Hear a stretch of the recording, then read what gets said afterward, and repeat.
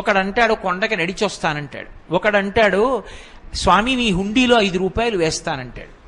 ఇప్పుడు వీటిని మొక్కులు అంటారు. మొక్కు అన్న మాట మీరు జాగ్రత్తగా గమనించాలి.